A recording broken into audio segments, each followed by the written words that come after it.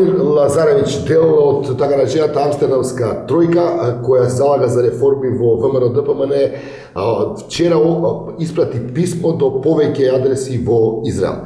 Господин Лазаревич е во студиото на Нова. Господин Лазаревич, испративте писмо, на кои адреси и кој беше поводот? Да.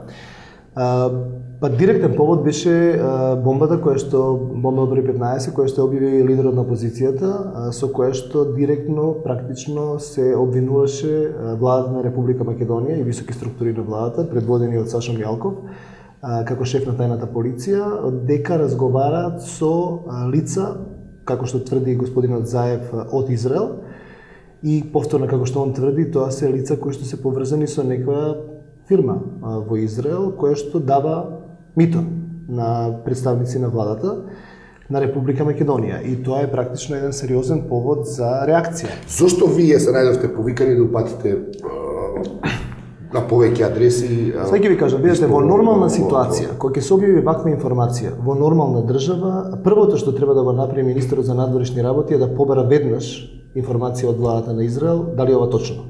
Значи, тоа е чекор број 1 во дипломатија, нема друго што да разговарате вие. Министерот за надворешни работи се обраќа до владата на Израел и вика дали е точно оваа информација, мора да провериме.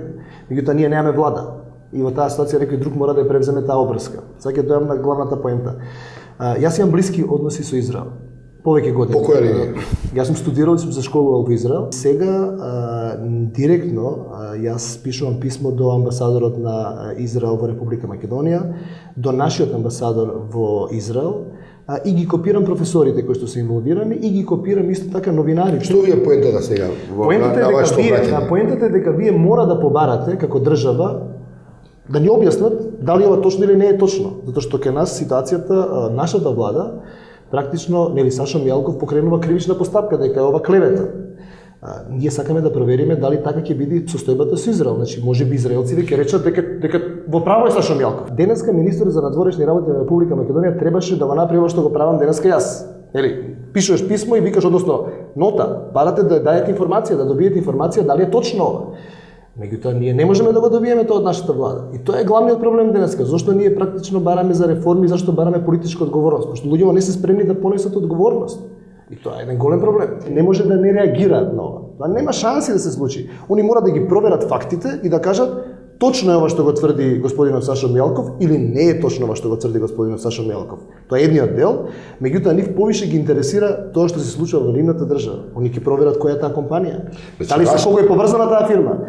Дали е поврзана со владата или не е поврзана? Значи тоа се, како да ви кажам, тоа се страшни работи, тоа не е шега тоа. Цел на вашето писмо е да се расчисти дали станува збор за донација. Нормално, ние не знаеме. Значи ние сега треба да ја не му верувам на Никола Груевски. Практично не верувам на владата на Република Македонија во тоа што го зборува. И автоматски нормално дека не му веруваш и на Сашо Мјалков. И сакаш да те потврдат или да те демантираат надворешни фактори. Во оваа ситуација инволвирана е нели трета страна, држава друга инволвирана. Ние мораме да знаеме каква е нивната позиција. Во услови кога вие немате министер за надворешни работи кој што го прави тоа, ја превземам таа одговорност со целиот ризик на себе кој што едноставно ќе видиме каков ќе биде. Меѓутоа некој тоа мора да го направи.